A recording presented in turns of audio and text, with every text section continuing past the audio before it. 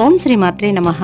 ఒక దేవాలయంలో కానీ ఒక క్షేత్రంలో కానీ ఏదైనా దేవతా విగ్రహ ప్రతిష్టాపన చేయాలంటే ఎన్నో కార్యక్రమాలు క్రతువులు ఉంటాయి. అందులో ముఖ్యంగా జలాదివాసంతో మొదలవుతుంది ఈ విగ్రహ ప్రతిష్టాపన. అయితే జలాదివాసం ఎందుకు చేస్తారు, ఎలా చేస్తారనే విషయం ఇప్పుడు తెలుసుకుందాం.